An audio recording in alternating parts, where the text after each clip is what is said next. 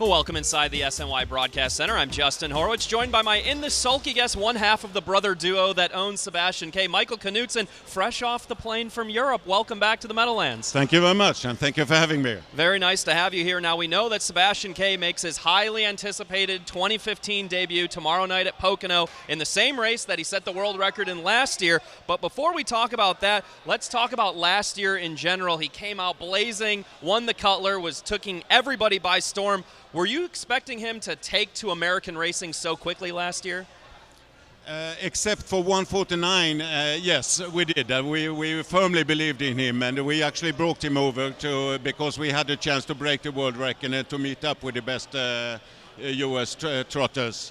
And he's been very successful in Europe and winning every second race, big race that he was in. So yes, we did expect some success, but it was smashing. And I mean, the world records, three of them actually, it was absolutely over the top. It was. Now, we saw him here after he won the Cutler. He went on and won more races, and then we came back and saw him win the Cashman Memorial on Hambletonian Day. That had to be pretty special, too. He didn't break the world record or anything in there, but that's a very prestigious race, and certainly he won on the sport's biggest stage on Hambletonian Day. Yes, that was a fantastic day for us because we had two horses that won that day, also Centurion ATM. And he actually equaled the world record for a mile course. So it was a great day for us. And we'll talk about Centurion ATM in just a little bit. Now, going back to the race at Pocono, we take a look at that race again, 149. What was going through your mind when you saw 149 flash up on the timer there? I'm never speechless, but I was at that time. It was a shock. It was a shocker. Now, obviously, we know Pocono's a very fast track. You know he was feeling well. You know that was the goal. But you talk about it for a long time, but then when it actually happens, is pretty special. It was indeed. I mean, sub 150, we did believe that he would be able to run, but 149 was absolutely amazing. Now, what was it like back home? Because he obviously was a huge superstar in Europe. When the European fans saw what he was doing in North America, what was that like? It's amazing because the race was at 3 o'clock in the night and early morning. There was a good number of Twitters and on the Facebook, and it seemed that a lot of people have watched the race live, and it was just amazing, and it covered all the major sport channels the day after. So it was very... They know all over in Sweden. They know they saw it. Yeah, it's pretty special when people are up at 3 in the morning to watch a race over in North America. So that just speaks to what a superstar he is. Now, we know his debut this year was delayed in part by design because he got a little tired at the end of last year when he had to race so hard all season. He also had some ulcers that he had to deal with. But the one qualifier we saw him have at the Meadowlands, he looked fantastic. What are you expecting tomorrow night? Because tomorrow, he's not even the morning line favorite. He's got to deal with JL Cruz, who we've seen race like an absolute monster all year here at the Meadowlands. Yeah, it's an amazing horse we're up against, and but he's in good. Sebastian K is in very good form, and as you said, it is scheduled for us to start him later this season, and he's in very good form. And tomorrow will tell how good he stands against the other horses. But yes, it will be a tough race for sure tomorrow. Now, you've already said that this will be his last season racing. He's 9 years old. You've had him a long time. He's taken you to the heights of the sport, both in Europe and North America. Can you let the people out there know what it's like to be the owner of a horse like that, who year after year after year continues to be a top-class superstar? It's a blessing. It's once in a lifetime that you have a horse like that. Not even once in a lifetime, and it's just fantastic. My father was in the business for 50 years and never had such a winner as Sebastian K. And he for sure, he must have had around 150 horses before he got Sebastian K. So it's absolutely fantastic when you get this kind of winner. Absolutely. It's race 5 tomorrow night at Pocono. We'll definitely be watching. Good luck with that one. Now, you and your brother were such great sportsmen when you brought him over here in the first place, and you were telling me that the fans over in Europe weren't happy that you took him away from them in Europe and brought him over here, but we loved watching him race. And you and your trainer, Åke Svanstedt, this was a brand new opportunity for you to take your stable to North America. What was the number one thing that you and Åke Svanstedt learned in your first year racing in North America?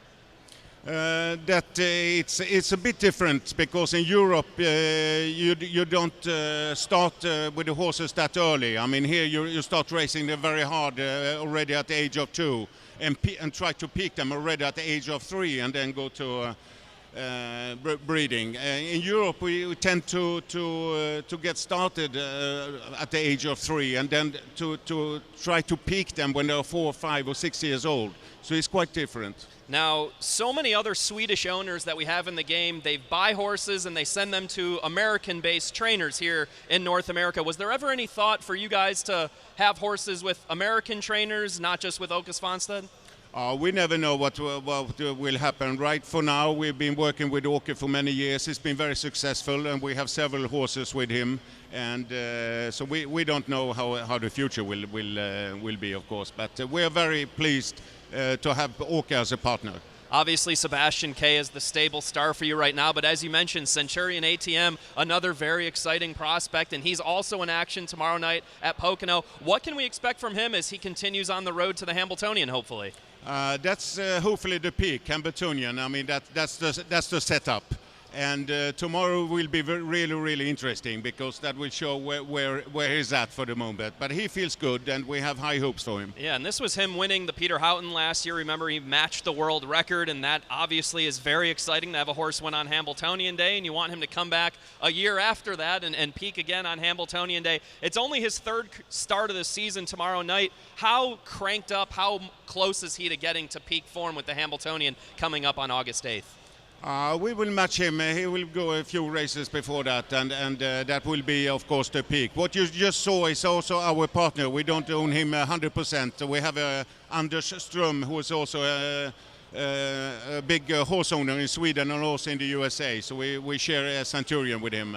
Now, in America, we watch in Europe for the Elite Lop, the Prix d'Amérique. We know those are some very prestigious races, but for a European, those races compared to the Hambletonian, which one is more prestigious?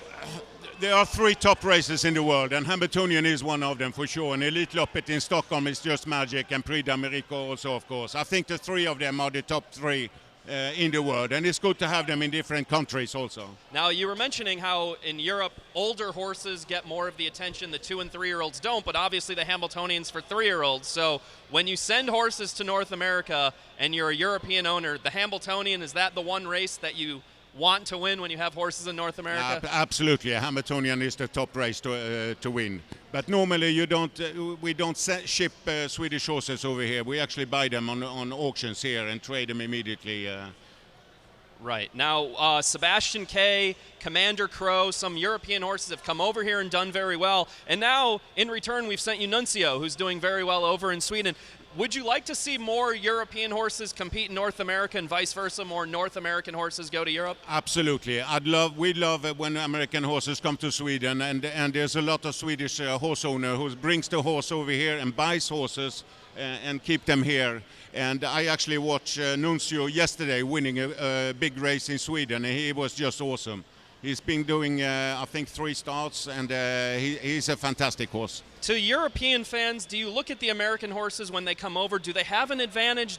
Is there a perception that the American horses are better? Or when they go to Europe, it's more of an even playing field? Or what's kind of the perception over in Europe when an American horse goes over there? I think you're always competitively local. I mean, of course, our own horses are better. But no, of course, there's always been...